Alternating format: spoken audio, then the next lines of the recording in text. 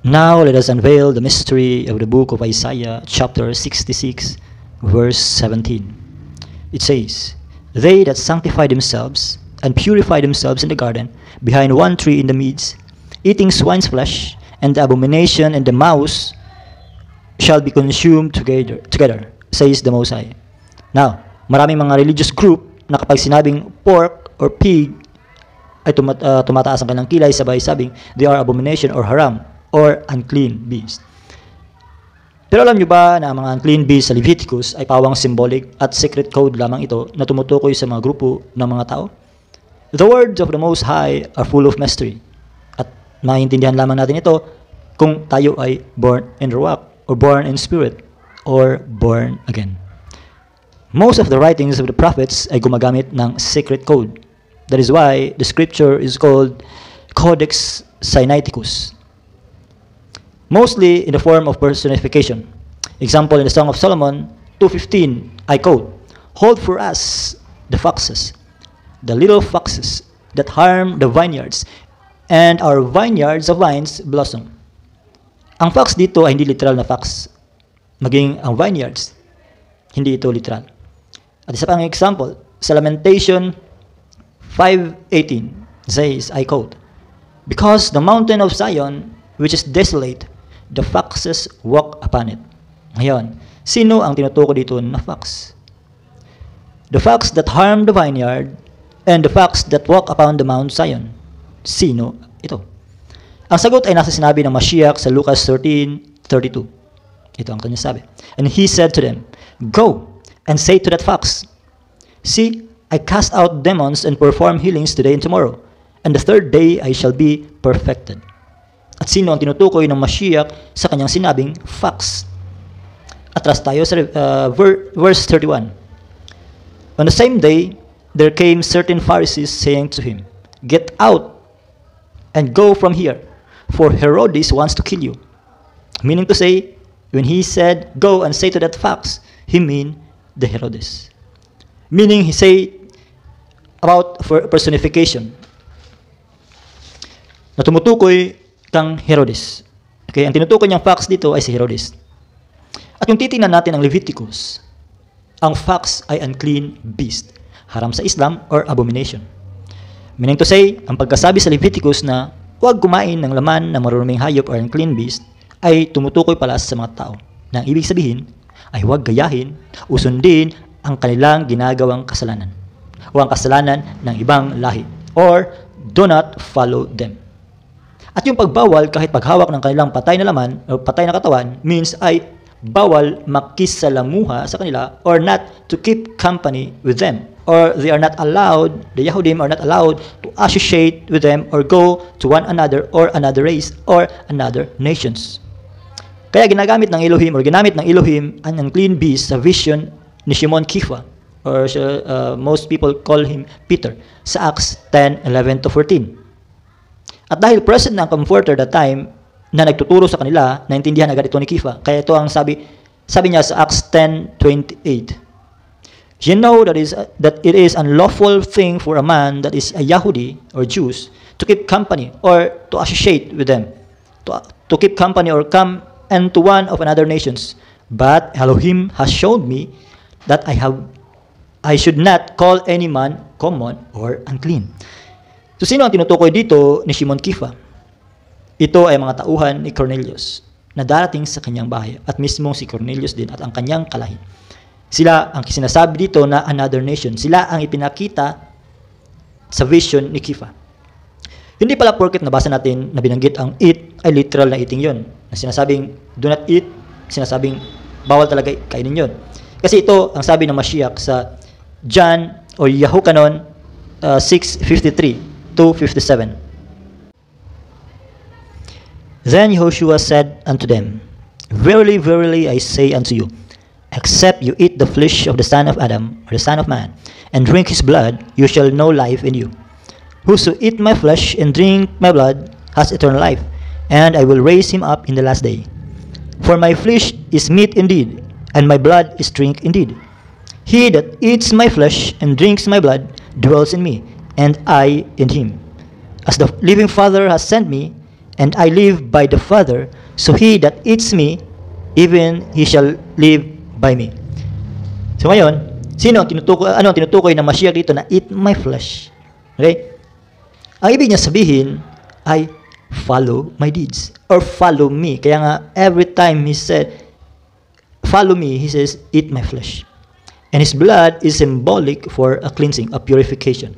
Isa pang proof na gumagamit ng personification or figurative ang kataas-taasang Elohim, mababasa sa Ezekiel 39 verse 17. And you, son of man, thus said Adon Yahuwah, speak to every sort of bird and to every beast of the field. Assemble yourselves and come, gathered from all around to my offering, which I am slaughtering for you. A great offering in the mountains of Israel, and you shall eat flesh and drink blood.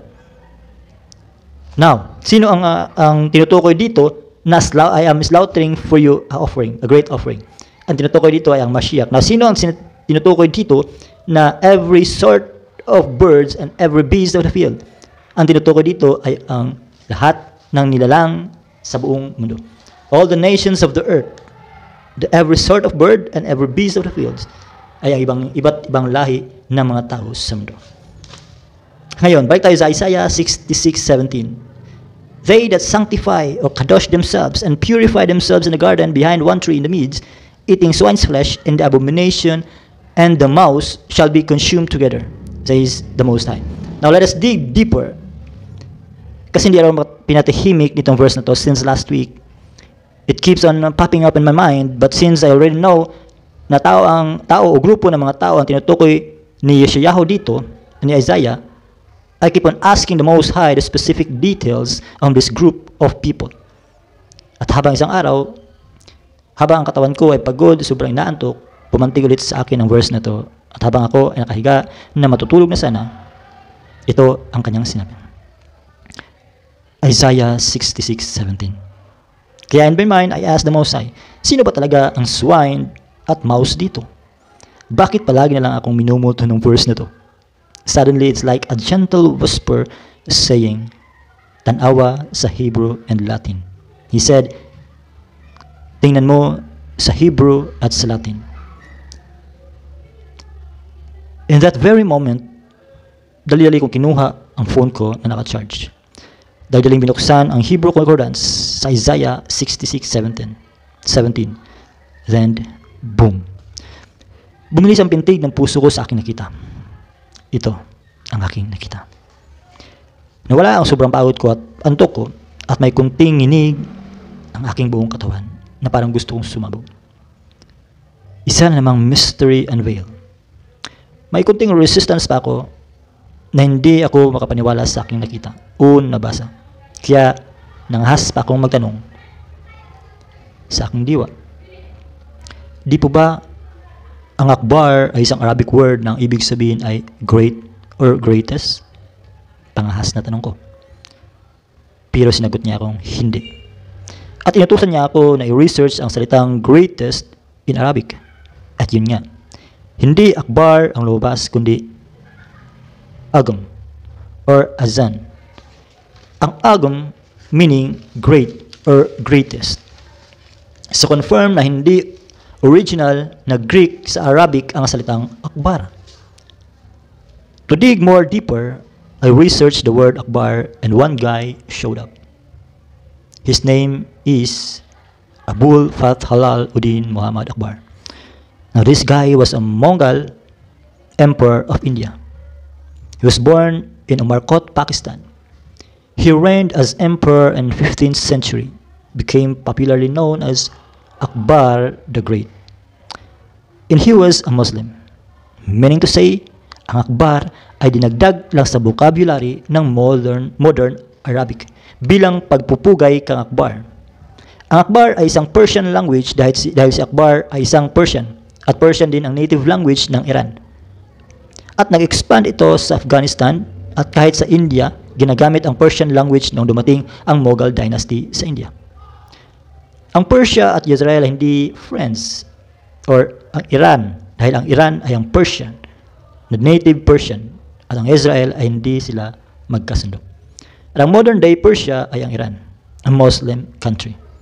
Ngayon, ang Akbar ay Hebrew or Persian also for mouse na sinabi, binanggit sa Isaiah 66:17.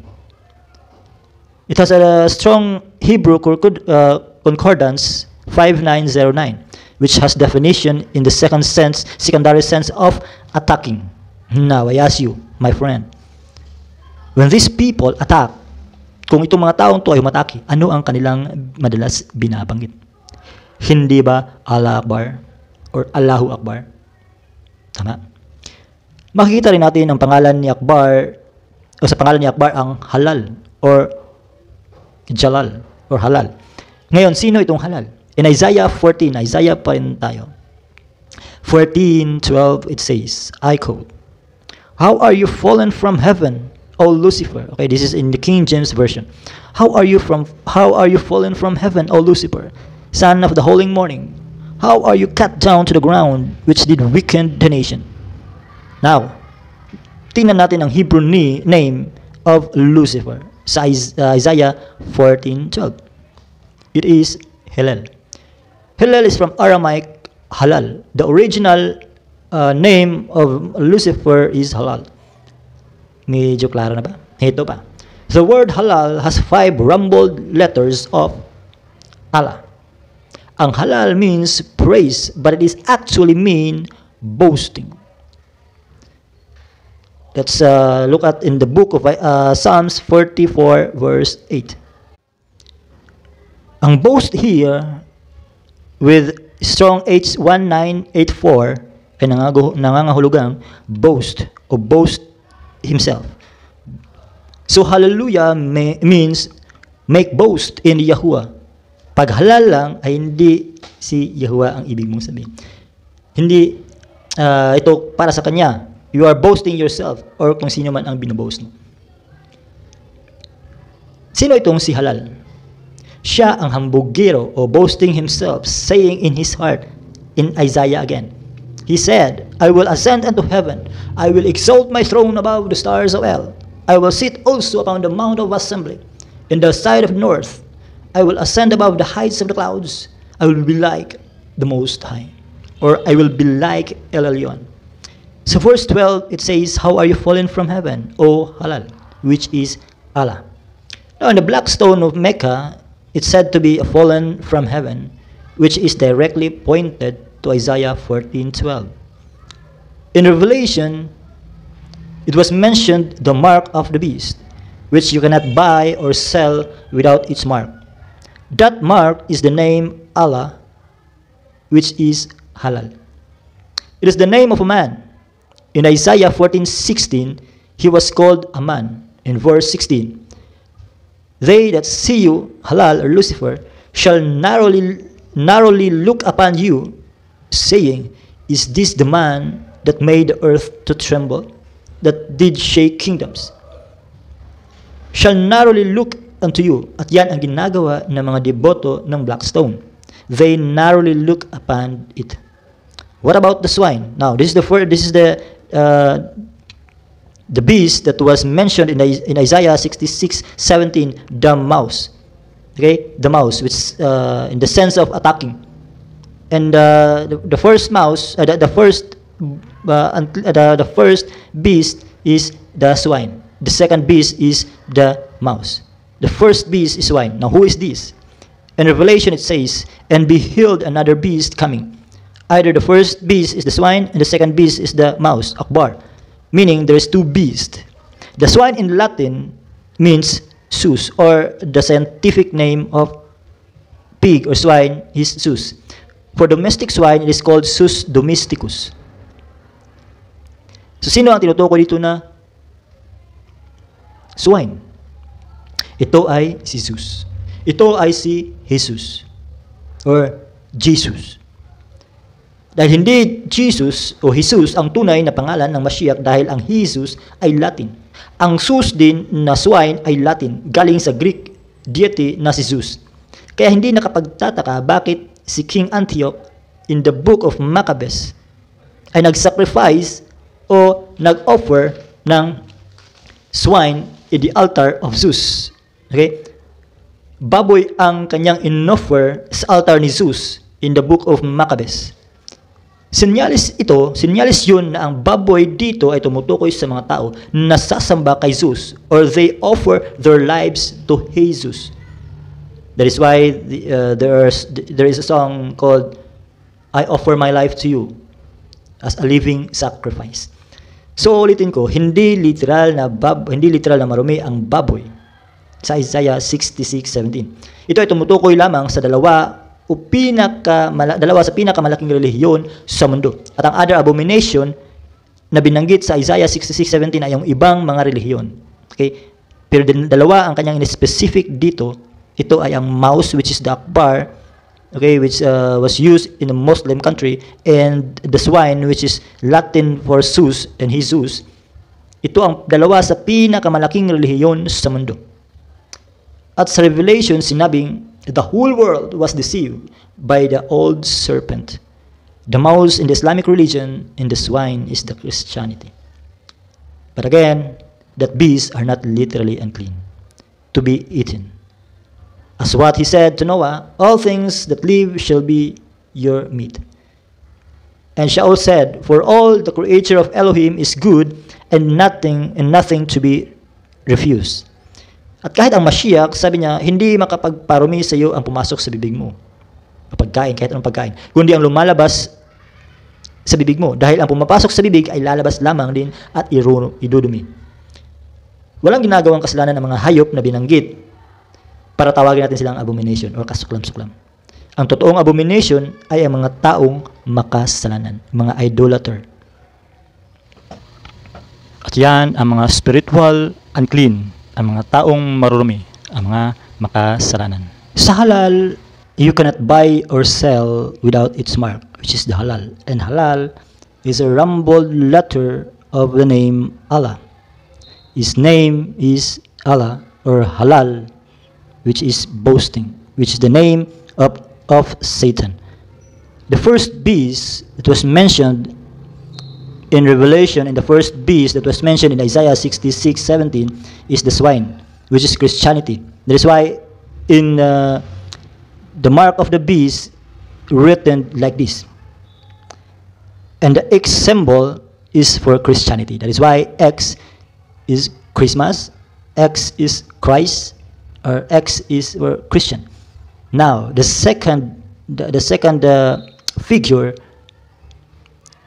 ay tumutukoy sa name of the second beast, which is halal, or halal, or the Allah.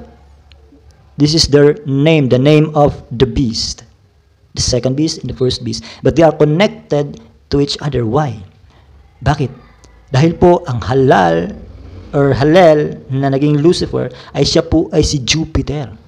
At si Jupiter po sa Latin ay siya po ay si Zeus sa Greek. Okay? Si Jupiter naging Lucifer. Isa lang po yan sila. Magkaiba lang ang kanyang pagpapakilala sa kanyang pangalan, depende sa nation niya kanyang pagpapakilanlan sa kanyang sarili. Nagpakilala siya bilang Allah in the Arabic nation. At Zeus naman, or Lucifer naman, or Jupiter in the Latin nation. Siya lang po mag-isa yan, si Satan lang po.